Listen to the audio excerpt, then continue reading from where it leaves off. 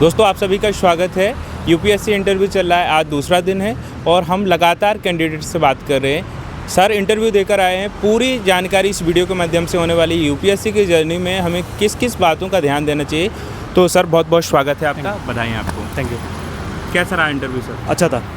अच्छा, अपने बारे में बताइए सर, कौन सा माध्यम है, क्या नाम है, कहाँ से आए हैं?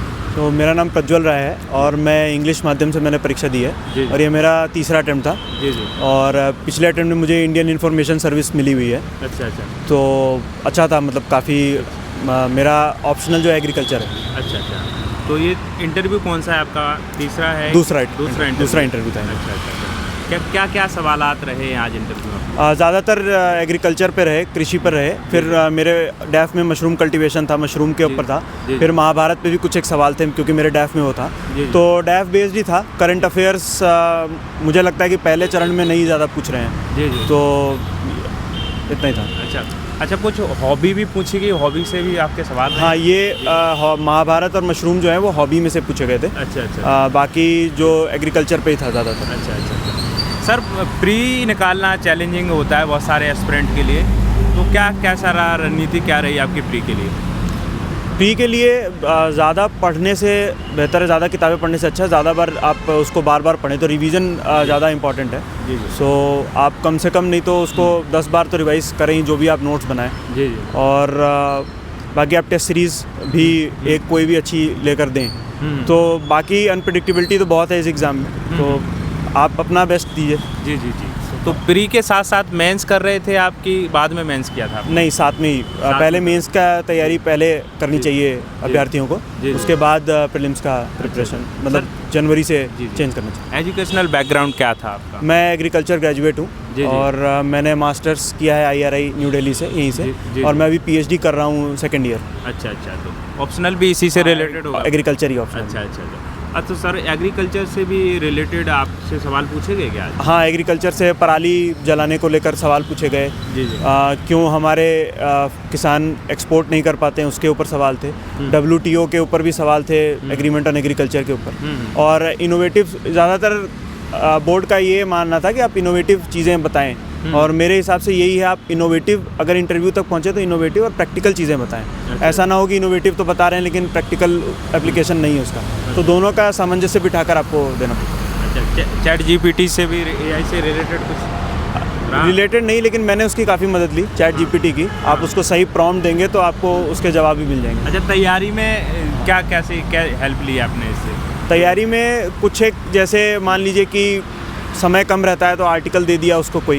जी जी। तो जैसे हमने 2-3 आर्टिकल पढ़ लिए तो हम उसको और कंप्रेस कर सकते हैं, उससे हमारे कुछ और हम हेल्प ले सकते हैं। कोई चीज़ हमें नहीं मिल रही है गूगल सर्च पे उतनी अच्छी से, तो हम चैट GPT को सही प्रॉम्प्ट देकर उससे वो चीज़ ले सकते हैं। बट एक बहुत महत्वपूर्ण बात है, आप उसको वेरीफाई करिए, देखिए कि सही है कि गलत है, क्योंकि कई बार वो गलत भी रहता है। एरर होते हैं। हाँ, एरर होता है। अच्छा अच्छा अच्छा। अब उसी पे आते हैं, प्री पे हम CSET के लिए क्या करना चाहिए छात्रों के लिए? CSET निकालना चैलेंजिंग भी है, कैसे तैयारी करना चाहिए? जिनको दिक्कत है मेरे हिसाब से CSET में, तो वो शुरू से ही, जनवरी से ही 1-2 घंटा निकाल कर उसकी प्रैक्टिस करते रहें। और जब CSET का पेपर अटेम्प्ट करें, मेन तो टेस्ट सीरीज़ भी लगाएं। और जब पेपर अटेम्प्ट करें तो ये देखें कि कौन सा पोर्शन इस बार आसान आया है। जैसे कई बार कॉम्प्रहेंशन आसान होता है तो वो देखते ही नहीं हम लोग, तो वो हमको देखना कि कॉम्प्रहेंशन आसान है कि रीजनिंग आसान है, तो वो हम देखेंगे अगर पेपर में, तो हम आराम से उसको हल कर सकते हैं। अच्छा, PYQ कितने सालों के कंपलसरी हो जाते हैं?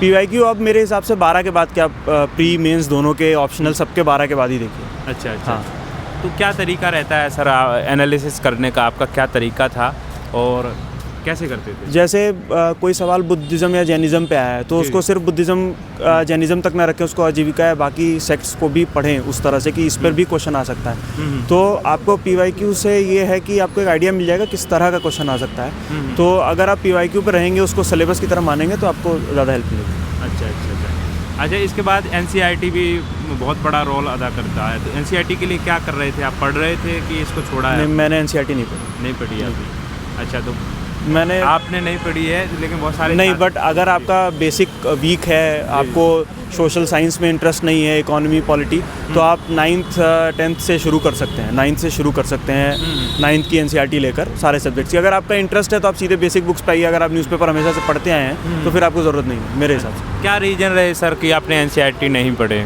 मेरा स्कूल बैकग्राउंड, मुझे इंटरेस्ट था तो मैंने कभी ज़रूरत नहीं समझी। फिर मैं न्यूज़पेपर काफ़ी कम उम्र से क्लास 7th 8th से पढ़ता था, तो मुझे ज़रूरत महसूस नहीं हुई। पहले से ही तैयारी में थे उस लेवल की NCERT के? हाँ, मतलब बाकी बेसिक बुक्स में कवर हो ही जाता है। अच्छा सर, आंसर राइटिंग क्या तरीका होना चाहिए करने का? कैसे नोट्स बनाते थे, कैसे आंसर राइटिंग करते थे आप?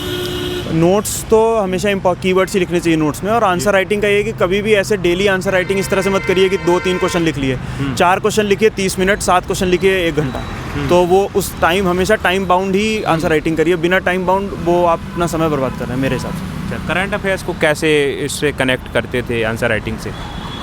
मैं तो एक न्यूज़पेपर पढ़ता था और एक मंथली मैगज़ीन किसी भी अच्छी कोचिंग की आप ले सकते हैं, और उसको अपने नोट्स में इंटीग्रेट करते रहिए। जी। जो भी आपने नोट्स स्टैटिक बनाया उसको इंटीग्रेट करते रहिए। अच्छा। फिर भी जैसे कोई डाउट रहता है, जैसे हम आंसर राइटिंग कर रहे हैं, तो उसके लिए कैसे आप करते थे? मैंने कोचिंग तो कोई नहीं ली थी, बट जैसे टेस्ट सीरीज़ ली थी तो उनका जो फीडबैक होता था उसको मैं देखता था। बट उनका फीडबैक को भी आपको एनालाइज करना पड़ता है कि क्या चीज़ें, अपना प्रेजेंटेशन बार बार अच्छा करना पड़ता है, अपने साथी दोस्तों को दिखा सकते हैं, मतलब जो जानते हैं उनको आंसर अपने दिखा सकते हैं। अच्छा, ऐसे और एथिक्स के लिए क्या कर रहे थे सर, कैसे तैयारी की? ऐसे के लिए तो जो भी, जैसे जो एब्स्ट्रैक्ट टॉपिक्स पे अब ऐसे आता है तो वो 50-100 टॉपिक आप उसको तैयार कर सकते हैं। तो वो मैंने अपना उसका एक मॉडल बना लिया था, एक मॉडल आंसर्स बना लिए थे। और एथिक्स का जनरली कोचिंग इंस्टीट्यूट की बुकलेट जो आती है उससे, और PYQ बहुत इंपॉर्टेंट है एथिक्स के लिए, तो PYQ सॉल्व करता था। अच्छा। और वो छात्र जो प्री की तैयारी कर रहे हैं अभी, खासकर 26 का होने वाला है, क्या करना चाहिए? किन किन बातों का ध्यान देना चाहिए अभी इस बार? मेरे हिसाब से आप जनवरी तक अपना मेंस का ख़त्म करके फरवरी से उसको अच्छे से रिवाइज़ करना स्टार्ट कर दें, और अपने नोट्स रेडी रखें। टेस्ट सीरीज़ आप अच्छी, कोई भी 1 या 2 टेस्ट सीरीज़ अच्छी लगा सकते हैं, और उसको एनालाइज़ करिए। मतलब 1 घंटा टेस्ट देते हैं, 1.5 घंटा टेस्ट देते हैं, तो 1.5 घंटा 3 घंटा आप एनालाइज़ करिए उसको। आप देखिए उसको कि क्या आपसे मिस्टेक्स हो रही है, कहाँ आपको चीज़ें याद नहीं आ रही, तो वो आप करते रहिएगा तो ठीक रहेगा। CSAT भी आप स्टार्ट कर सकते हैं जिनको प्रॉब्लम है, बाकी जिनको दिक्कत नहीं है वो बाद में देख सकते हैं। अच्छा, ऑप्शनल चुनते समय बहुत सारे छात्र बदल भी देते हैं और डाउट में भी रहते हैं, तो क्या करना चाहिए ऑप्शनल के लिए खासकर? ऑप्शनल मेरे हिसाब से आपको जो भी जिसमें सहज हो, ये कहना कि मार्क्स नहीं आते और ये, तो फिर आप कोई ऐसा ऑप्शनल ले लें जिसमें आपको दिक्कत हो, वो फिर ठीक नहीं है, फिर आपके और मार्क्स नहीं आएंगे। अच्छा। तो मेरे हिसाब से जिसमें आप सहज हो वही ऑप्शनल लेना चाहिए। अच्छा, हिंदी मीडियम के लिए क्या कहना चाहेंगे? हिंदी मीडियम में तो एक प्रथा बना दी है कि हिंदी साहित्य लेंगे या हिस्ट्री लेंगे तभी आपका हो पाएगा, ये मिथ है या क्या है? इसके बारे में क्या कहना? मुझे हिंदी माध्यम का ज़्यादा पता नहीं। नहीं। फिर भी आप अपनी ओर से क्या कहना चाहेंगे इसके बारे में? मेरे हिसाब से आपको वही ले, अगर आप हिंदी में सहज हैं तो हिंदी साहित्य ठीक ही है आपके लिए, अगर मेरे हिसाब से। बाकी आप और भी विषय को देख सकते हैं, अगर आप उसमें सहज हैं, आप कर सकते हैं, तो आपको ले लेना चाहिए, ऐसा नहीं। अच्छा। और ऐसे छात्र हैं जो कोचिंग नहीं ले पाते हैं, दूर दराज गाँव से रहते हैं, उनके लिए क्या आप कहना चाहेंगे? कैसे तैयारी करें? यदि वो यूट्यूब से या सोशल मीडिया से कैसे भी करके तैयारी कर रहे हैं, तो उनके लिए क्या बोलना चाहेंगे? आप टेलीग्राम पर कई सारे टेस्ट सीरीज़ अगर फ्री अवेलेबल हैं तो आप वो टेस्ट, मतलब कई बार PDF अवेलेबल होते हैं तो आप उनको सॉल्व कर सकते हैं घर में बैठकर। आप कुछ कोचिंग मटेरियल भी कई बार टेलीग्राम पर अवेलेबल होते हैं, तो टेलीग्राम का आप यूज़ कर सकते हैं अगर किसी के पास संसाधन उतने नहीं है तो।